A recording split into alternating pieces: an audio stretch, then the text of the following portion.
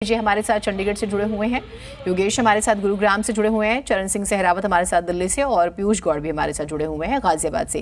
गाजियाबाद की स्थिति पीयूष जल्दी से जरा बताइएगा, आप मेरी आवाज सुन पा रहे हैं तो? देखिए बिल्कुल, मैं तस्वीरों के माध्यम से दिखाना चाहूंगा। आप देख सकते हैं इस समय गाड़ियां लाइट जलाकर चल रही है, लोग छाता लेकर बाहर चल रहे हैं। तो कहीं ना कहीं यहाँ लगातार सुबह से हल्की फुल्की रिमझिम बारिश देखी जा रही थी। तापमान की अगर हम बात करें तो तापमान में भी एवरेज अप्रैल में भी सारा महीना लगभग ऐसा ही गया है कि बहुत ज्यादा एसी या कूलर की जरूरत नहीं पड़ी है। तापमान जो एवरेज 39-40 तक पहुंच जाता था अप्रैल में, वो इस बार 27-28 तक चलता रहा है। आज भी तापमान यहाँ बात करें तो 27 डिग्री रह रहा है। हवा में जो ठंड है वो खासी महसूस की जा सकती है। तो जो बारिश है लगातार 3-4 जो IMD मौसम विभाग की अगर हम बात करें तो उन्होंने जो एक ऑरेंज अलर्ट यहाँ उत्तर प्रदेश के लिए जारी किया था कि कुछ हिस्सों में लगातार बारिश देखी जा सकती है। तो गाजियाबाद में पिछले 2-3 दिनों से ऐसा मौसम देखा जा रहा है कि लगातार रुक रुक कर बारिश का सिलसिला लगातार यहाँ बना हुआ है और उसकी वजह से तापमान और मौसम में खासी गिरावट देखी जा रही है। हवा भी सर्दी का एहसास करा रही है। ऐसा नहीं लग रहा है कि मई का पहला महीना चल रहा हो, क्योंकि मई चल रहा है। इस समय तापमान जो है अपने शिखर पर होता था, 40 डिग्री को पार करता हुआ हम पिछले साल भी देख चुके और लगातार का अनुभव रहा है। और कहीं ना कहीं इस बार जो कूलर या एसी है या ठंडी चीजों के खाने की जरूरतें हैं वो लोगों को कहीं ना कहीं महसूस नहीं हुई है। तो मौसम इस समय बेहद शानदार और अच्छा बना हुआ है। आप पर कहीं ना कहीं जो सड़कों पे पानी भरता है तो कई जगह गाजियाबाद में ऐसी तस्वीर भी देखने को मिली जहां जलभराव की स्थिति, हालांकि उसको क्योंकि यहाँ निकाय चुनाव भी चल रहा है तो इस समय नगर निगम भी अलर्ट पे है, तुरंत से वहां पर कर्मचारी और अधिकारी भेजकर इस जलभराव को खुलवा रहा है, क्योंकि ये मुद्दा बन सकता है। पर लोगों की हल्की फुल्की दिक्कतें जरूर बढ़ती है, पर इस खुशगवार मौसम के सामने वो नाकाफी साबित होती है, क्योंकि मौसम इतना सुहाना बना हुआ है। अक्सर ऐसा गर्मियों के मौसम में देखा नहीं जाता है कि मई चल रहा हो और आप ठंड की बात करें।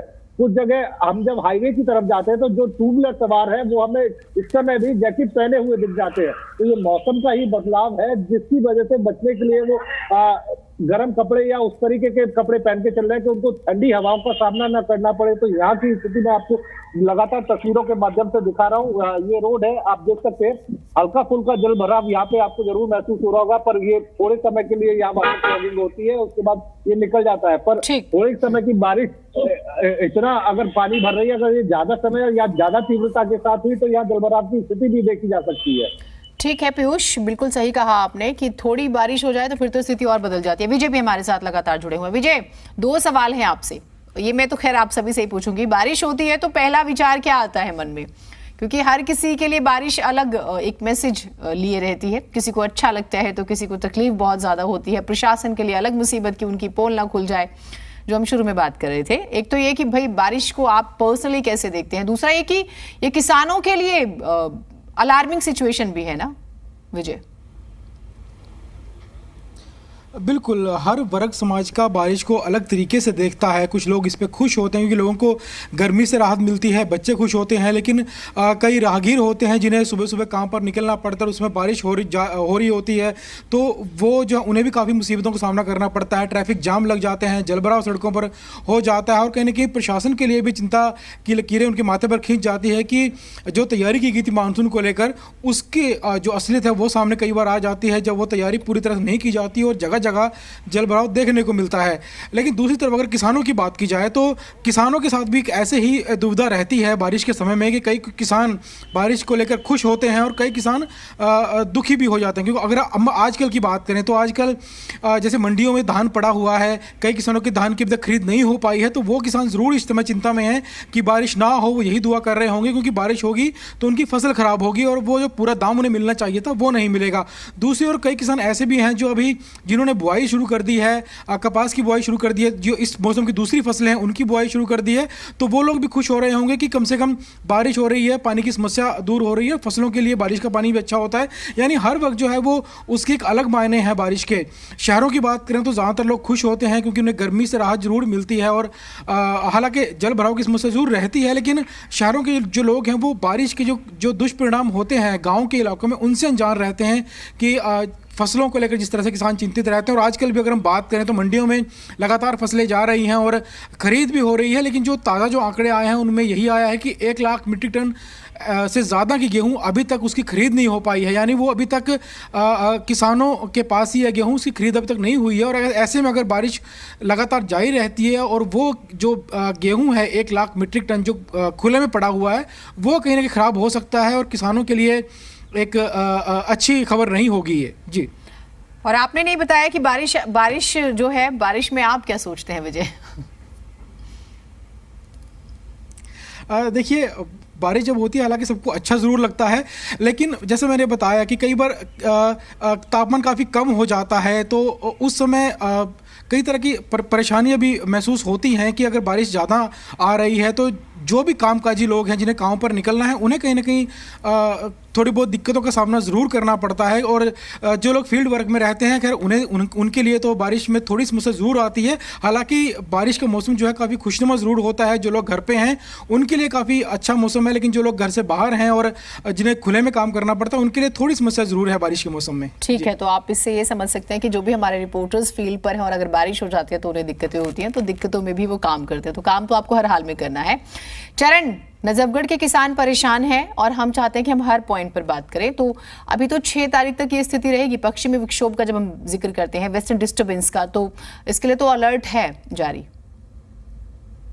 जी बिल्कुल, अब नजफगढ़ की बात करें तो पिछली बार की बात करें, अभी जब गेहूं की फसल कटी थी तो उससे पहले ही जो फसल थी गेहूं की वो किसानों की खराब हो गई थी बारिश के कारण। और अब जब किसानों ने दोबारा से खेती करनी चाहिए तो आज जो बारिश हुई है, और बड़ी बात यह है कि बारिश चलो ठीक है, हल्की फुल्की बारिश हो जाना ठीक है, लेकिन बारिश काफी तेज आई और साथ में ओले भी गिरे, तो उससे जो है कि किसान जो है वो नर्वस हो गए, उन्हें दुख है इस बात का क्योंकि उनकी फसल खराब हो जाएगी। वही बात करें हम एजेंसियों की, जो बड़ी बड़ी एजेंसियां हैं जो वादे करती हैं और कहती हैं कि उन्होंने करोड़ों रुपए खर्च कर दिए हैं सफाई के, लेकिन उस सफाई की ये जो बारिश है इससे उनकी पोल खुल गई है।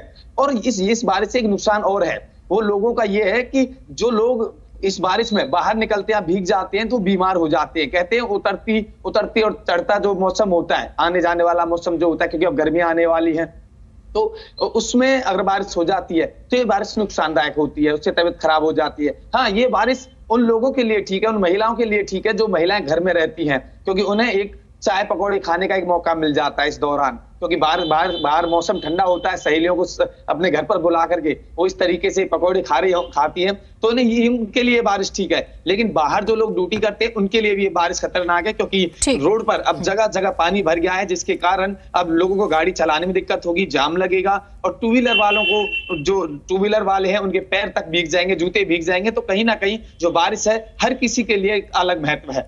जी ठीक है योगेश, गुरुग्राम की स्थिति, गुरुग्राम की जब हम बात करते हैं तो गुरुग्राम का जाम कोई नहीं भूल सकता इस देश में, बड़ी कार्रवाई हुई थी उस जाम को लेकर, तो गुरुग्राम कितना तैयार है इस बारिश से निपटने के लिए? जी बिल्कुल, पिछले दिनों की बात करें तो गुरुग्राम के हालात देखकर बिल्कुल भी नहीं लगता है कि गुरुग्राम आने वाले मानसून में जलभराव से निपटने के लिए बिल्कुल भी तैयार है, क्योंकि अब से कुछ दिनों पहले हमने जो बेमौसम बरसात की तस्वीरें दिखाई थी तो गुरुग्राम के दिल्ली जयपुर हाईवे पर तस्वीरें देखी हो गई होंगी, तकरीबन 2.5-3 फीट तक वहां पर जो है पानी भर गया था, गाड़ियां जलभराव में फंस गई थी और खराब हो गई थी, और सैकड़ों लोगों को उस 2.5 फीट के पानी से जलभराव से होकर गुजरना पड़ रहा था। क्योंकि औद्योगिक क्षेत्र जो है वहां से लगता हुआ सेक्टर 37 की बात करूं मैं, जिन्होंने चौक के आसपास के इलाके की बात करूं या फिर मानेसर तक के इलाके की बात करूं, तो इंडस्ट्रियल एरिया बहुत से लोग ऐसे हैं जो बिना व्हीकल के निकलते, पैदल निकलने वाले लोगों को सर्विस रोड पर काफी परेशानी का सामना करना पड़ता है। तो कहीं ना कहीं अब जिस तरह से बारिश अब तेज होती जा रही है, अब समस्या जो है चिंता का विषय जरूर गुरुग्राम के लिए बनती जा रही है। और अगर गुरुग्राम के जो ग्रामीण क्षेत्र यानी कि सोना पटौदी और स्वर्ण के इलाके की बात करूं तो वहाँ कुछ मंडियां जरूर बनाई गई हैं। हालांकि कल जो एडिशनल चीफ सेक्रेटरी अनुराग रस्तोगी यहाँ पर गुरुग्राम में दौरे पर आए थे, उन्होंने मंडियों का दौरा भी किया था और ये देखा था कि गेहूं का उठावन हुआ है या नहीं हुआ है, अगर नहीं हुआ तो किस तरह से जल्द से जल्द उस गेहूं को बचा सकता है। जो खून पसीने की कमाई किसानों की लगी हुई है, सालों से मेहनत करते हैं, और उस पीले सोने को कैसे जो है भंडारण तक पहुंचाया जा सके। ठीक है, आप सभी का बहुत शुक्रिया जुड़ने के लिए। तो आप देखिए किसानों की अपनी समस्याएं हैं, आम जो लोग हैं, जो नौकरी पेशा लोग हैं, जो घरों से बाहर, उनकी अपनी समस्याएं हैं। हाँ, हो सकता है जो लोग घर में हैं वो थोड़ा सा इस बारिश को एंजॉय करें, लेकिन ज्यादातर लोग रेहड़ी पटरी वालों की आप स्थिति देखेंगे वो परेशान, और सड़कों की हालत से हम सभी वाबस्ता रहते हैं, तो वहां की स्थिति भी आप देख सकते हैं, कहीं कहीं पर जलभराव भी लोगों की दिक्कतें बढ़ा देता है।